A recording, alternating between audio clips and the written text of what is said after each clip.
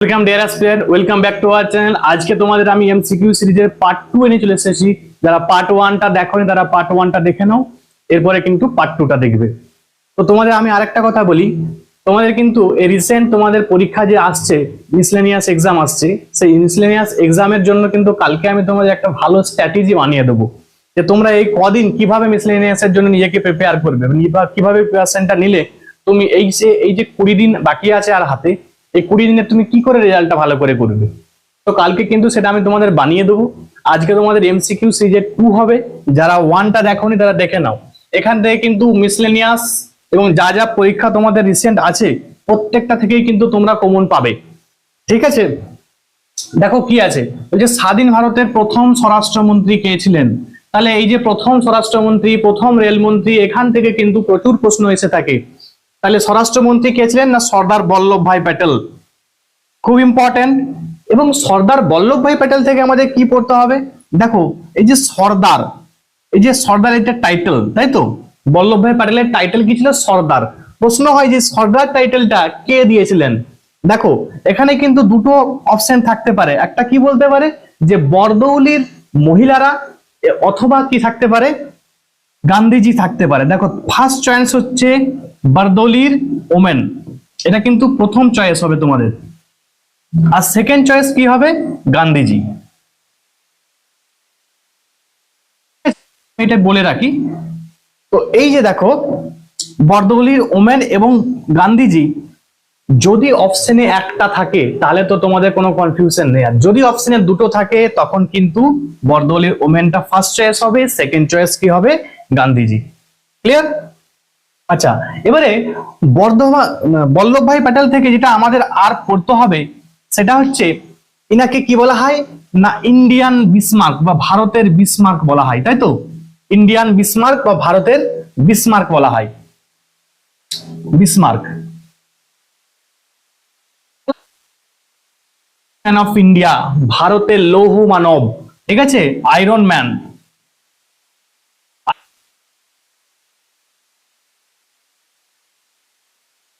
তো ওনার সম্বন্ধে জানতে হবে যে এনার যে জন্মদিন 31 অক্টোবর কিন্তু ন্যাশনাল ইউনিটি ডে বা একতা দিবস পালন করা হয়। ঠিক আছে, ইউনিটি ডে খুব ইম্পর্টেন্ট, পরীক্ষায় আসে। ঠিক আছে, ইউনিটি ডে কবে পালন করা হয়। আর কি জানতে হবে সর্দার বল্লভভাই প্যাটেল থেকে, আচ্ছা হ্যাঁ ইনি কিন্তু এনাকে বলা হয় ইউনিফায়ার অফ ইন্ডিয়া, মানে সেই সময় ভারত স্বাধীনের পরে সমস্ত যে রাষ্ট্রগুলো, সমস্ত যে তোমার রাজ্যগুলো ছিল সে রাজ্যগুলোকে একত্রিত করেছিলেন কিন্তু উনি। ঠিক আছে, এই জন্য ওনাকে বলা হয় ইউনিফায়ার অফ ইন্ডিয়া। ঠিক আছে, ইউনিফায়ার অফ ইন্ডিয়া।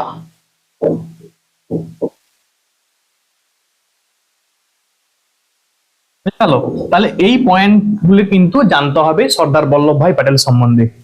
ক্লিয়ার? এরপরে দেখো পরের কোশ্চেন কি আছে, গরবা কোন রাজ্যের নৃত্য। দেখো এই যে নৃত্য থেকে এবং উৎসব থেকে, এগুলা কিন্তু মিসলেনিয়াসের একদম ভেরি ভেরি ইম্পর্টেন্ট প্রশ্ন মিসলেনিয়াসের জন্য। কেন? কারণ মিসলেনিয়াস থেকে অ্যাকচুয়ালি স্ট্যাটিক পার্টটা থেকে প্রচুর প্রশ্ন আসে। বুঝা গেল? তো দেখো এই যে গরবা, ডান্ডিয়া, ভাভা, এই নিয়ে সব কিন্তু গুজরাটের ফক ডান্স। ঠিক আছে, আচ্ছা উত্তরপ্রদেশ থেকে আমি দেখো আরেকটা কথা মনে রাখবে, এই যে গুজরাটে কিন্তু কান্ডালা পোর্ট আছে, তাই তো আমরা জানি যে কান্ডালা বন্দর আছে, ভারতের প্রথম শুল্ক মুক্ত বন্দর, যেটা বর্তমানে নাম চেঞ্জ হয়ে দীনদয়াল উপাধ্যায় বন্দর হয়েছে, তাই তো। তাহলে কান্ডালা বন্দর খুব ইম্পর্টেন্ট। আচ্ছা দেখো উত্তরপ্রদেশ যখন বলছে, উত্তরপ্রদেশের কয়েকটা ফোক ডান্স কিন্তু বারবার পরীক্ষায় আসে। কি কি? একটা হচ্ছে নৌট্যাঙ্কি, রাসলীলা, আর কি না রাসলীলা। এইগুলা কিন্তু এই ফোক ডান্স গুলা কিন্তু খুব ইম্পর্টেন্ট। আর একটা দেখো যদি বলা হয় উত্তরপ্রদেশের ক্লাসিক্যাল ডান্স কি, ঠিক আছে, ক্লাসিক্যাল ডান্স খুব ইম্পর্টেন্ট, সেটা হচ্ছে কত্থক। প্রশ্ন যদি বলে উত্তর ভারতের, সেটাও কিন্তু এই কত্থকই হবে, আর উত্তরপ্রদেশ তখনও কিন্তু কত্থক হবে। ক্লিয়ার? আচ্ছা, মাথায় একটা খেয়াল রাখবে, কথাকলি কিন্তু কথাকলি এটা কিন্তু কথাকলি এটা কিন্তু কেরালার, ঠিক আছে? তাহলে কথাকলি যে ক্লাসিক্যাল ডান্সটা আছে এটা কোথায় মনে রাখবে? কেরালার। আর কত্থকটা কোথায়? উত্তরপ্রদেশের ক্লাসিক্যাল ডান্স। দেখো তামিলনাড়ুর ক্লাসিক্যাল ডান্স এখান থেকে একটা আসে, সেটা হচ্ছে ভারতনাট্যম। ঠিক আছে, ভারতনাট্যম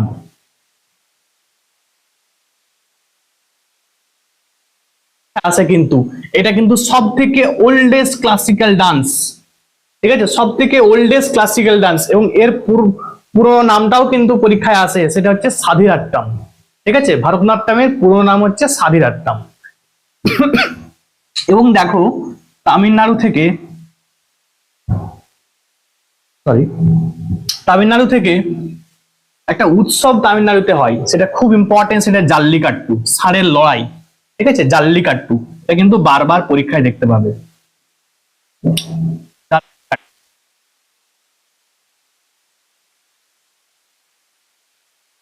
ঠিক আছে, তারপরে দেখো এই যে পাঞ্জাবে কিন্তু ভাংড়া গিদ্ধা এলা খুব ইম্পর্টেন্ট। ভাংড়া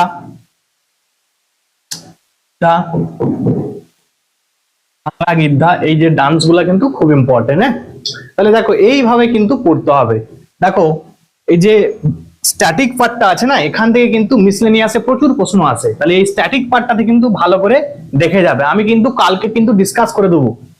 এরপরে দেখো রাজ্যসভায় কে সভাপতিত্ব করেন, খুব ইম্পর্টেন্ট প্রশ্ন। রাজ্যসভায় কে সভাপতিত্ব করেন? উপরাষ্ট্রপতি।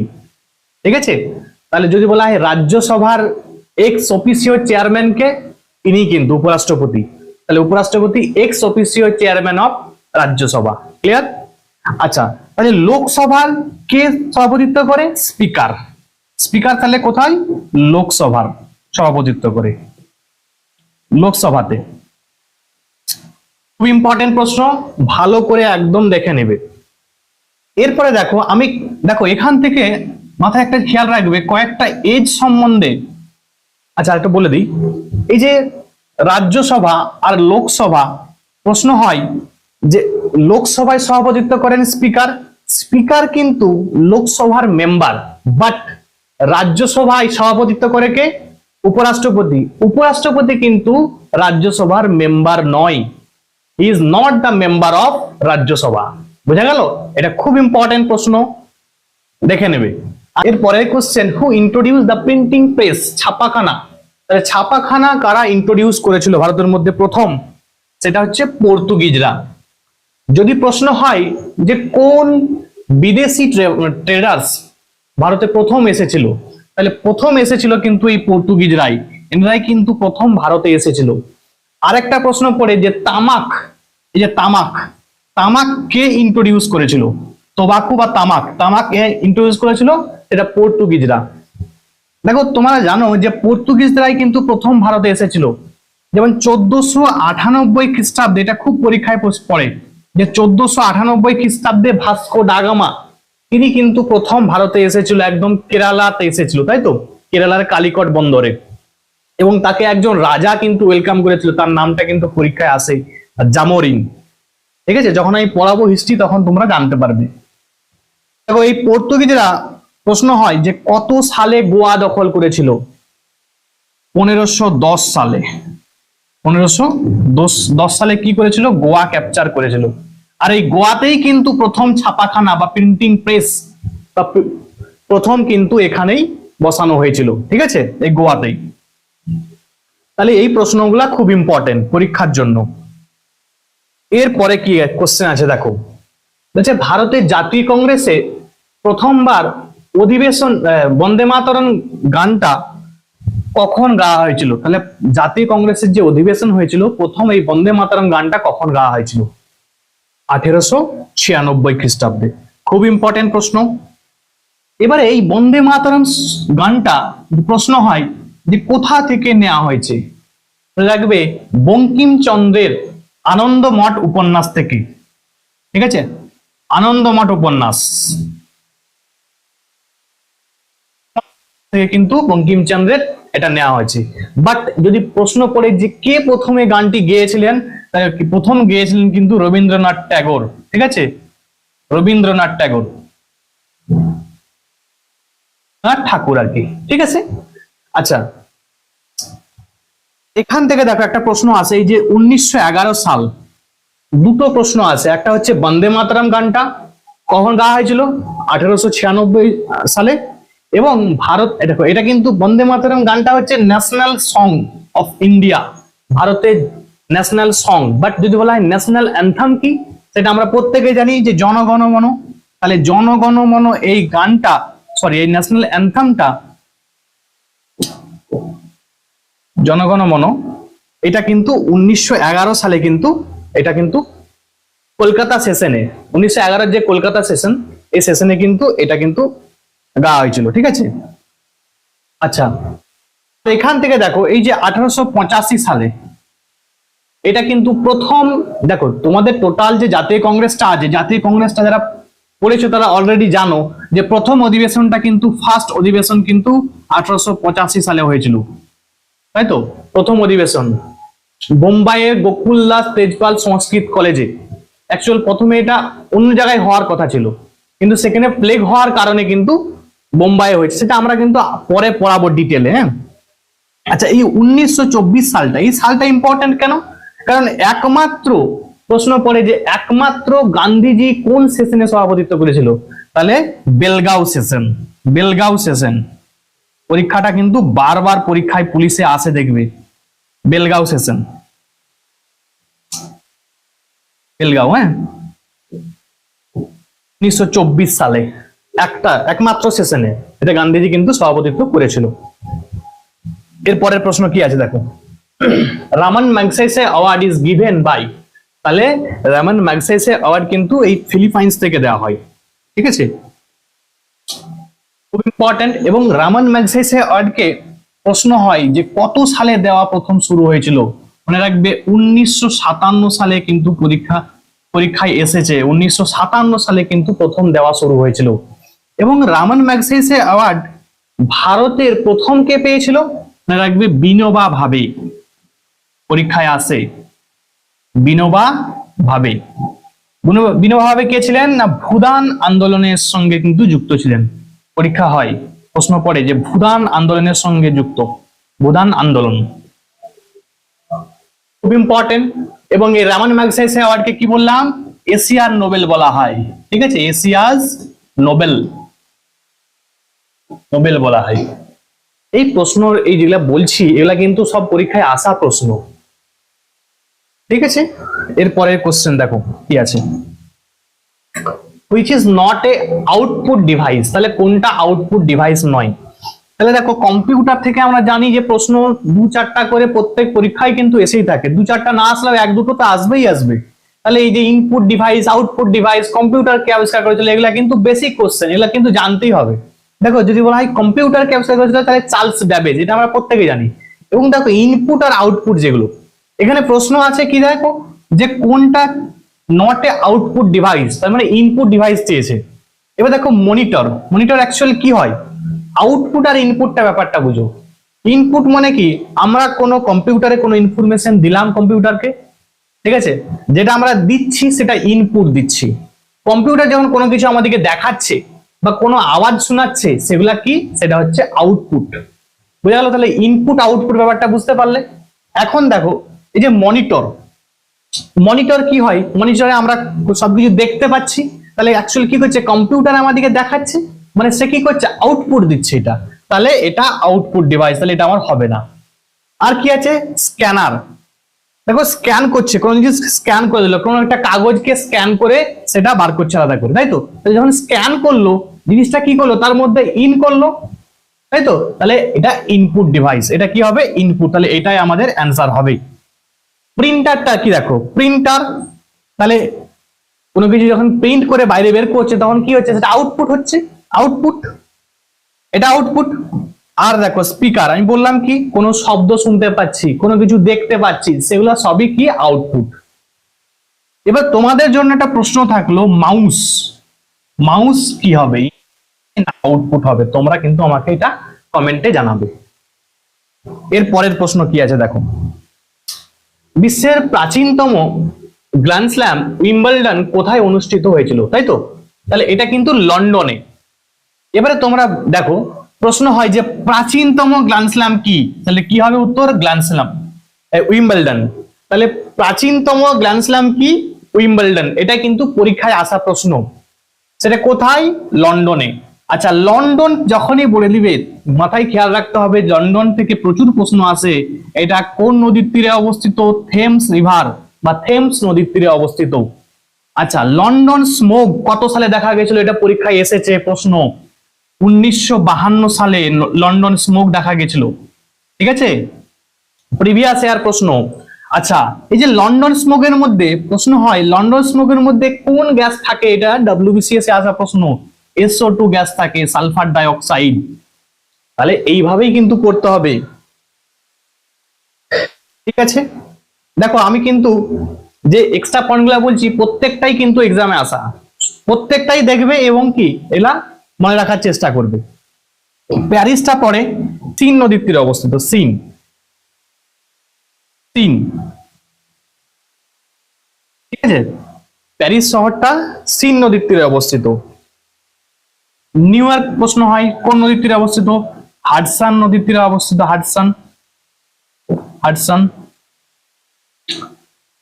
এর পরের প্রশ্ন কি আছে দেখো, 2024 সালে অলিম্পিক কোথায় অনুষ্ঠিত হবে? অ্যাকচুয়ালি হয়ে গেছে এটা 2024 সালে। আমরা দেখলাম যে প্যারিস অলিম্পিক, তাই তো? এটা কিন্তু তাহলে প্যারিস অলিম্পিক থেকে কিন্তু প্রচুর প্রশ্ন আসবে তোমাদের। যদি আমি কারেন্ট অ্যাফেয়ার্স যখন করাবো তখন কিন্তু আমি বলে দেবো যে প্যারিস অলিম্পিকে কি কি পড়তে হবে, কোনগুলো ইম্পর্টেন্ট জিনিস, সেটা কিন্তু আমি বলে দেবো কারেন্ট অ্যাফেয়ার্স যখন পড়াবো। এরপরে কোশ্চেন কি আছে দেখো, বলছে গ্রামীণ এবং শহরের এলাকায় পরিকল্পনা কমিশন দ্বারা নির্ধারিত সর্বনিম্ন প্রয়োজনীয় ক্যালোরি যথাক্রমে কত? তাহলে দেখো, যখন বলছে গ্রামীণ আর শহর, দেখো গ্রামীণটাতে সবসময় মনে রাখবে যে বেশি হবে এবং শহরের কম হবে। ঠিক আছে, এটা মনে রাখবে যে গ্রামের লোকেরা বেশি পরিশ্রম করে, তাই তাদের ক্যালোরি ইনটেকটা, ক্যালোরিটা কিন্তু বেশি প্রয়োজন হবে। তাহলে কি হবে? 2400 এবং 2100। এটা কিন্তু পরীক্ষায় আসা প্রশ্ন, খুব ইম্পর্টেন্ট। পুলিশের প্রশ্নে, মানে পুলিশের যে প্রিভিয়াস ইয়ার সেখানে কিন্তু এসেছিল, পুলিশেও এসেছিল, বিসিএস এও এসেছিল। এরপরে কি আছে দেখো, ম্যান বুকার প্রাইজ কোন ক্ষেত্রে দেওয়া হয়? তাহলে ম্যান বুকার প্রাইজ দেওয়া হয় সাহিত্যে দেওয়া হয়। আরেকটা প্রশ্ন পড়ে যে সাহিত্যের সর্বোচ্চ সম্মান কি? তাহলে ভারতের সাহিত্যে কিন্তু সর্বোচ্চ সম্মান কি? এটা কিন্তু পরীক্ষায় আসে। তাহলে কি হবে? জ্ঞানপীঠ অ্যাওয়ার্ড। এটা কিন্তু ভারতের সাহিত্যের সর্বোচ্চ সম্মান। ঠিক আছে, জ্ঞানপীঠ, জ্ঞানপীঠ অ্যাওয়ার্ড। হ্যাঁ, জ্ঞানপীঠ অ্যাওয়ার্ড। এবারে প্রশ্ন হয় কি যে জ্ঞানপীঠ অ্যাওয়ার্ড প্রথম কে পেয়েছিল? এটা কিন্তু পরীক্ষায় আসে। সেটা জি শঙ্কর কুরুপ, জি শঙ্কর শঙ্কর কুরুপ। প্রথম ফিমেল বা প্রথম ওমেন, প্রথম মহিলা কে পেয়েছিল? ঠিক আছে, এটা কি হবে? আশাপূর্ণা দেবী, আশাপূর্ণা দেবী ছিল। মনে রাখবে প্রথম প্রতিশ্রুতি নোবেলসের জন্য, প্রথম প্রতিশ্রুতি, প্রথম প্রতিশ্রুতি। প্রত্যেকটাই পরীক্ষায় আসা প্রশ্ন। ঠিক আছে, এর পরের প্রশ্ন কি আছে দেখো, ভারতের গ্লাসগো কোন শহরকে বলা হয়? তাহলে ভারতের গ্লাসগো বলা হয় কাকে? হাওড়াকে বলা হয়, তাই তো? জয়পুরকে কি বলা হয়? ভারতের পিঙ্ক সিটি বলা হয়, পিঙ্ক সিটি। পিঙ্ক সিটি কাকে বলা হয়? জয়পুরকে বলা হয়। আহমেদাবাদ, তাহলে আহমেদাবাদকে কি বলা হয়? ভারতের ম্যানচেস্টার। তাহলে ম্যানচেস্টার অফ ইন্ডিয়া বা ভারতের ম্যানচেস্টার,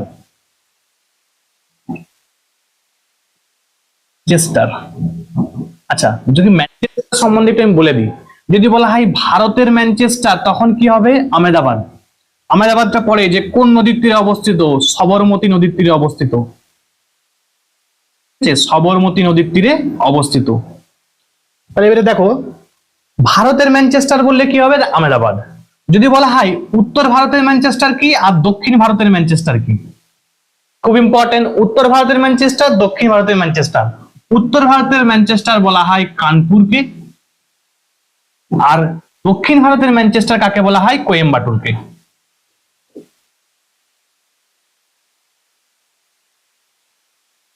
ঠিক আছে, পরীক্ষায় আসা প্রশ্ন।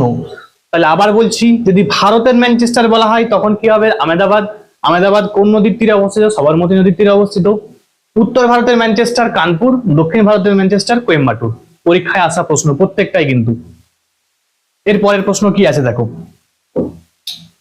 রাষ্ট্রপতির অপসারণ উল্লেখ আছে সংবিধানের কত নম্বর ধারায়? তাহলে 61 নাম্বার ধারায়, 61, 61 নাম্বার ধারায়। দেখো বারবার বলছি একটা জিনিস ভুলাবে না, 61তম অ্যামেন্ডমেন্ট, 61তম সংবিধান সংশোধন, এটা কিন্তু আলাদা জিনিস। সংবিধান সংশোধন যদি বলা হয় যে 61তম সংবিধান সংশোধন, তখন কিন্তু দেখো একটা হচ্ছে ধারা মানে আর্টিকেল, সেটা কি, রাষ্ট্রপতির অপসারণ বা ইমপিচমেন্ট অফ প্রেসিডেন্ট। আর 61 নম্বর সংবিধান সংশোধনে কি করা হয়েছিল, 1989 সালে, 1989 সালে এই সংবিধান সংশোধনটা হয়েছিল। এখানে এখানে যে ভোটিং এজটা ছিল, ভোটিং এজটা 21 বছর থেকে 18 বছর করা হয়েছিল। ঠিক আছে, তাহলে ভোটিং এজটা 21 বছর থেকে 18 বছরে কিন্তু কমানো হয়েছিল। ঠিক আছে, এটা কিন্তু পরীক্ষায় আসে। এবারে দেখো রাষ্ট্রপতির ইমপিচমেন্ট, এইটা কিন্তু একটু সম্বন্ধে ভালো করে বুঝো। দেখো যদি বলা হয় রাষ্ট্রপতির ইমপিচমেন্ট করার সময় যে বিলটা পেশ করা হয়, কোন মানে লোকসভায় না রাজ্যসভায় না কোথায় পেশ করা হয় বিলটা, মনে রাখবে। প্রশ্ন হচ্ছে এটা উত্তর হবে either of the house. Either of the house মানে হাউসের যে কোনো কক্ষে, যে কোনো কক্ষে বিলকে মানে রাষ্ট্রপতি অপসারণের জন্য যে কোনো কক্ষে কিন্তু বিল পেশ করা যেতে পারে। ঠিক আছে, আচ্ছা আর একটা প্রশ্ন এখান থেকে পরের, যে মনে রাখবে যে 2/3 মানে 2/3 পাস করাতে হবে, যেটা বলা হয় স্পেশাল মেজরিটিতে পাস করাতে হবে। আর যদি বলে রাষ্ট্রপতি এখন পর্যন্ত কতগুলি রাষ্ট্রপতির ইমপিচমেন্ট হয়েছে, মনে রাখবে রাষ্ট্রপতির ইমপিচমেন্ট বা অপসারণ এখন পর্যন্ত কোনো রাষ্ট্রপতির হয়নি। এটা কিন্তু পরীক্ষায় আসে। পরের প্রশ্ন কি দেখো, মালয়েশিয়ার মুদ্রার নাম। তাহলে এই যে মুদ্রা মানে কারেন্সি, এখান থেকে প্রশ্ন পরীক্ষায় আসে। মালয়েশিয়ার কি হবে, রিঙ্গিট। আচ্ছা আচ্ছা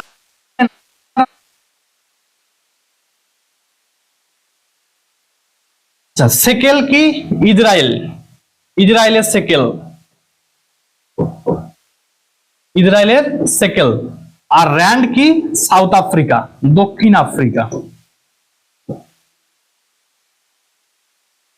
এটা পরীক্ষায় আসে। আচ্ছা আর একটা বলে দিই, ইয়েনটা মনে রাখবে, ইয়েন, ইয়েনটা হচ্ছে জাপানের কারেন্সি, জাপান। বাট যদি বলে ইউয়ান, ইউয়ানটাও কিন্তু চায়নার কারেন্সি, ইউয়ান, YUAN, ইউয়ান।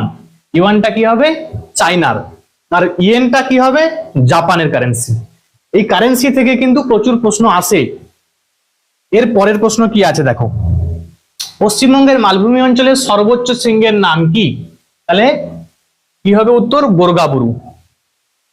দেখো এই যে নকরেকটা আছে, এই নকরেকটা গারো হিলের সর্বোচ্চ শৃঙ্গ। আনাইমুদি আনাইমালাই পর্বতের সর্বোচ্চ শৃঙ্গ, আনাইমালাই, সরি,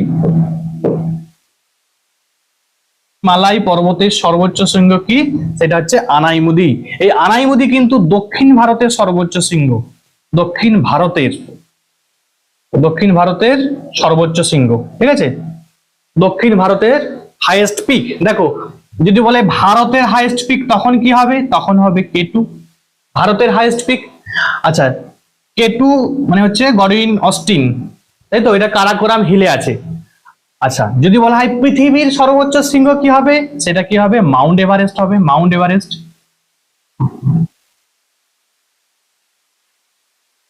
মাউন্ট এভারেস্ট। আর যদি বলে দক্ষিণ ভারতের সর্বোচ্চ শৃঙ্গ তখন কি হবে, আনাইমুদি, আনাইমালাই পর্বতের সর্বোচ্চ শৃঙ্গ এটা। ঠিক আছে, আচ্ছা দোদাবেত্তা আমরা জানি যে নীলগিরি পর্বতের সর্বোচ্চ শৃঙ্গ, নীলগিরি। দেখো এগুলা কিন্তু প্রত্যেকটাই আসা প্রশ্ন। এরপরে কি আছে দেখো, আদি ব্রাহ্ম সমাজ কে প্রতিষ্ঠা করেন? পরীক্ষায় আসা প্রশ্ন। আদি ব্রাহ্ম সমাজ দেবেন্দ্রনাথ ট্যাগোর। ঠিক আছে, দেবেন্দ্রনাথ ঠাকুর। কোশ্চেন কি আছে, আন্তর্জাতিক মাতৃদিবস কবে পালন করা হয়? পরীক্ষায় খুব ইম্পর্টেন্ট প্রশ্ন, আসা প্রশ্ন। 21 ফেব্রুয়ারি, 21 ফেব্রুয়ারি। 4 ফেব্রুয়ারি কি? Cancer day. ঠিক আছে, খুব ইম্পর্টেন্ট, ক্যান্সার ডে হচ্ছে 4 ফেব্রুয়ারি। প্রশ্ন দেখো কি আছে, ফুল ফর্ম অফ, আচ্ছা ফুল এফ ইউ ডবল এল হবে, full form of PDF. PDF এর ফুল ফর্ম খুব ইম্পর্টেন্ট, পোর্টেবল ডকুমেন্টস ফরম্যাট। খুব ইম্পর্টেন্ট প্রশ্ন, দেখে নিন। দেখো ফুল ফর্ম থেকে প্রশ্ন আসে কিন্তু। দেখো সিডি, এর সিডি এর ফুল ফর্ম পরীক্ষায় কিন্তু আসে। সেটা কি হবে? Compact disc. Compact disc, D I S C, compact disc. পরে কোশ্চেন কি আছে দেখো, চ্যালকোপাইরাইট কোন ধাতুর আকরিক? চ্যালকোপাইরাইট, চ্যালকোপাইরাইট হচ্ছে তামার আকরিক। আমরা জানি যে তামার দূষণের ফলে কি হয়? উইলসন ডিজিজ হয়। উইলসন ডিজিজ, উইলসন ডিজিজ কি জন্য হয়? না তামা দূষণের ফলে। তামা বলেছি যে প্রথম আবিষ্কৃত ধাতুর নাম কি? সেটা কি হবে? তামা। প্রথম আবিষ্কৃত ধাতু কি? তামা। অ্যালুমিনিয়ামের আকরিক আমরা সবাই জানি যে বক্সাইট।